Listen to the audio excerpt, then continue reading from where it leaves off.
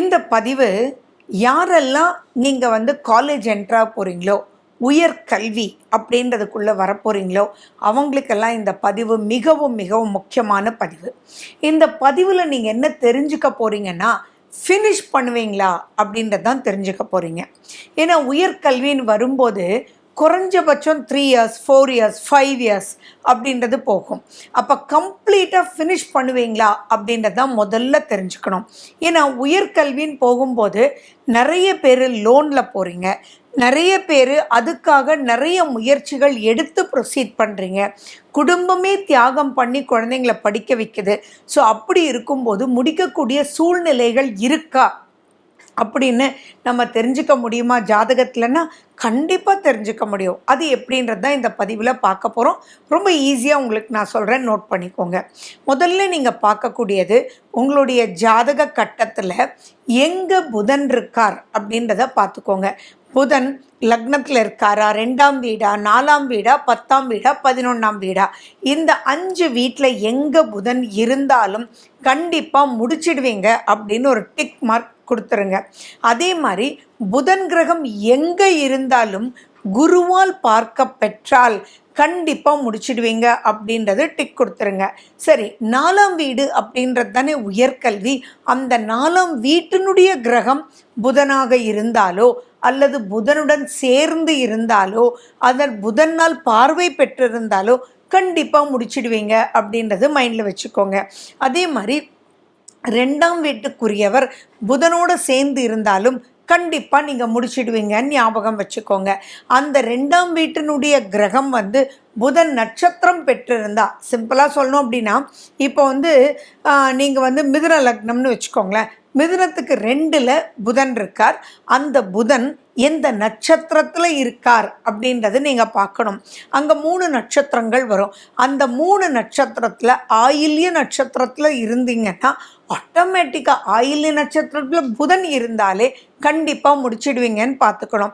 So ஒரு சிறு சிறு சிறு விஷயத்தில் கம்ப்ளீட் பண்ணிவிடுவான்ப்பா என் பையன் அப்படின்ற ஒரு சந்தோஷம் வரும்போது திருப்தியாக உள்ள நுழையலாம் இல்லையா, திருப்தியாக லோன் வாங்கலாம் இல்லையா, அப்படின்றதுக்கு தான் இந்த முக்கியமான பதிவு. அதே மாதிரி இந்த 2ஆம் அதிபதி 2ஆம் வீட்டுக்குரிய கிரகம் 4ஆம் வீட்டு கிரகத்தோடு என்ன சம்பந்தம் பெற்றிருக்கு அப்படின்றதும் நீங்கள் பார்த்துக்கலாம். பேசிக்காக நீங்கள் அஸ்ட்ராலஜினுடைய பிளானட்டை பற்றி தெரிஞ்சுக்கிட்டு இதெல்லாம் அனலைஸ் பண்ணாலே நீங்கள் சூப்பராக நீங்கள் பண்ணலாம். அதே மாதிரி 5, 9, 11ஆம் இடத்துல புதன் இருந்தாலும் கண்டிப்பாக நீங்கள் அவங்க முடிச்சிடுவாங்க அப்படின்றது ஞாபகம் வச்சுக்கோங்க. அப்போது பெரும் புதன் ஒரு விஷயத்தை வச்சே முடிச்சிடலாம் அப்படின்னு வரும்போது எவ்வளவு நிம்மதியாக உள்ளே போய் பார்க்கலான்றதும் நீங்கள் தெரிஞ்சுக்கணும். அதே மாதிரி இதை குரு வேறு பார்த்தாங்கன்னா என் பையன் என் குழந்தை டிஸ்டிங்ஷனில் பாஸ் ஆகிடுவான் அப்படின்றதும் தெரிஞ்சுக்கலாம். அப்போது டிஸ்டிங்கில் பாஸ் ஆகிட்டா நிறைய பிளேஸ்மெண்ட்ஸ் கண்டிப்பாக கிடைக்கும்.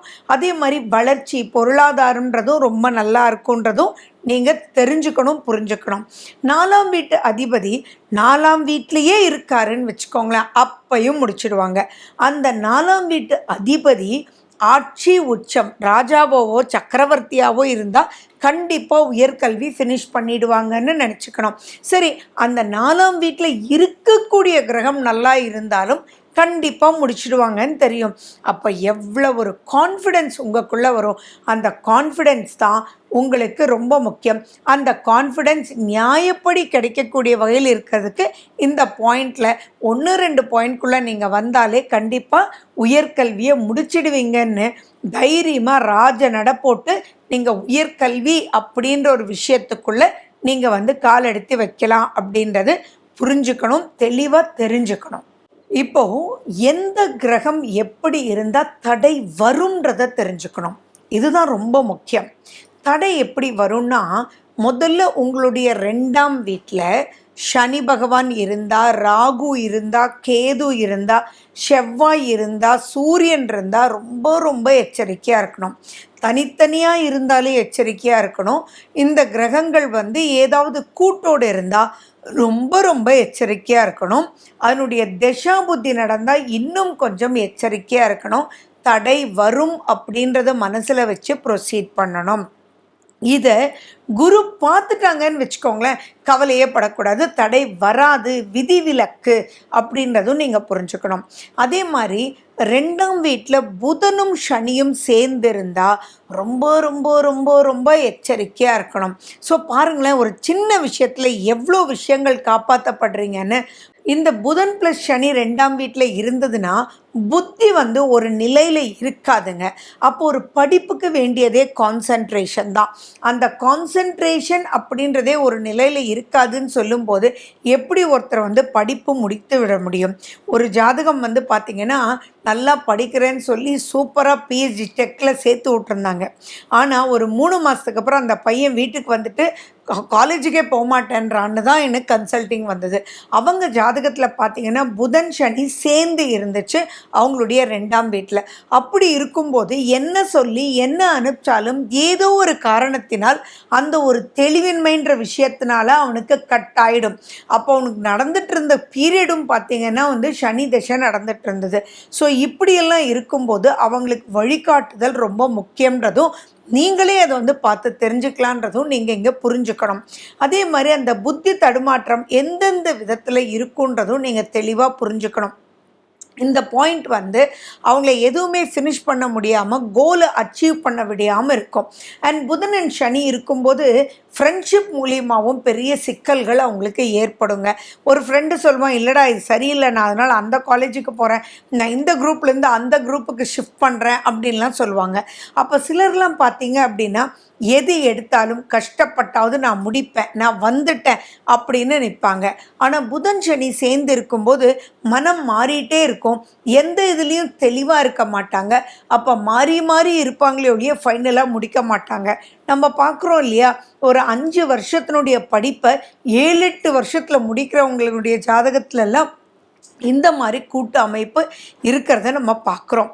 ஸோ அதை கிளியராக அப்படி இருந்ததுன்னா கண்டிப்பாக உங்கள் குடும்ப ஜோதிடர்கிட்டையோ அல்ல உங்களுக்கு திருப்தியாக பிடிச்சவங்க கிட்டேயோ இப்படி இருக்குது, புதன் சனி 2 பேரும் சேர்ந்து இருக்காங்க, இவங்களை எப்படி நம்ம ப்ரொசீட் பண்ண முடியும் அப்படின்னு நீங்கள் அப்போ எடுத்துகிட்டு போங்க. அப்போ அவங்க வந்து இப்போ நடக்கிற திசா புத்தி அந்தரம், இப்போ நடக்கிற கோச்சாரம், மற்ற கிரகங்களினுடைய நிலை, அதெல்லாம் வச்சு எப்படி நீங்கள் ப்ரொசீட் பண்ணணுன்றது கண்டிப்பாக ஒரு எக்ஸ்பர்ட் அஸ்ட்ராலஜர் வந்து கண்டிப்பாக உங்களை கைட் பண்ணி விட்டுடுவாங்க. அதே மாதிரி இந்த புதன் செவ்வாயோட சேர்ந்துருக்குன்னு வச்சுக்கோங்களேன், அங்கேயும் வந்து சிக்கல் தான். புதன் செவ்வாயோட சேர்ந்துருந்தா ஆரோக்கிய குறைபாடுனால அவங்க படிப்பு முடிச்சுட்டு வர மாட்டாங்க.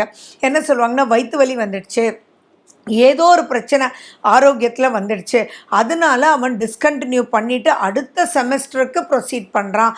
அல்லது இதே தான் கதை என்னென்னா 5 வருஷம் படிப்பை 7 வருஷத்தில் முடிப்பான் அப்படின்ற ஒரு செக்டார் இருக்கும். அப்போ புதன் செவ்வாய்னா எதில் எச்சரிக்கையாக இருக்கணும்?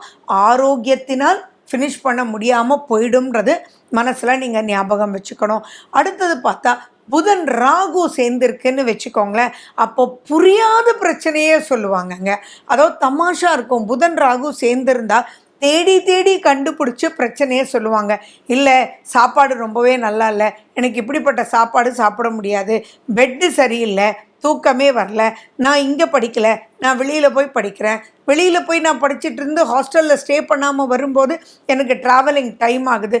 இந்த மாதிரி தேடி தேடி அவங்களுக்கே எதனால் வேண்டான்னு சொல்கிறாங்கன்றது புரியாத ஒரு மனோநிலையில் இருப்பாங்க.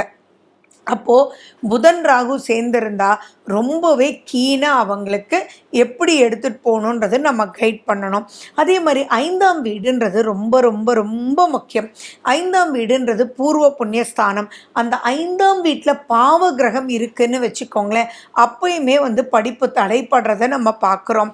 அதே மாதிரி 5ஆம் வீட்டில் இருக்கக்கூடிய கிரகம் எப்படி இருக்குதுன்னு பார்க்கணும். அது நீச்ச கிரகமாக இருந்தாலும் தடைப்படுது, அல்லது 5ஆம் வீட்டு அதிபதி நீச்சமாக இருந்தாலும் அவங்களுக்கு தடைப்படுறதை நம்ம பார்க்குறோம்.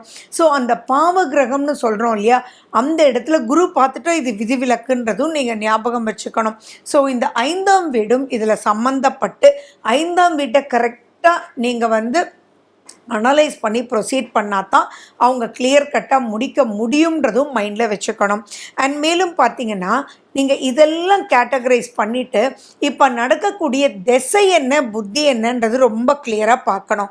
அந்த திசா புத்தி நல்லா இருந்ததுன்னா அது உங்களை தூக்கி விட்டுரும். ஸோ இப்படித்தான் அனலைஸ் பண்ணிவிட்டு ஒரு ஸ்டெப் எடுக்கிறதுக்கு முன்னாடி, இதுக்குண்டான செலவுகள் பண்ணுறதுக்கு முன்னாடி, இதுக்குண்டான லோன் வாங்கிறதுக்கு முன்னாடி கரெக்டாக முடிப்பாரா, என்ன பண்ணுவார்ன்றதை தீர்மானிக்கிறதுக்கு இந்த பதிவு உங்களுக்கு ரொம்பவே ஹெல்ப்ஃபுல்லாக இருந்திருக்குன்றது நான் நம்புகிறேன் உங்களுக்கு. மேலும் விவரங்களுக்கு ஃபோன் நம்பர் 9842226655.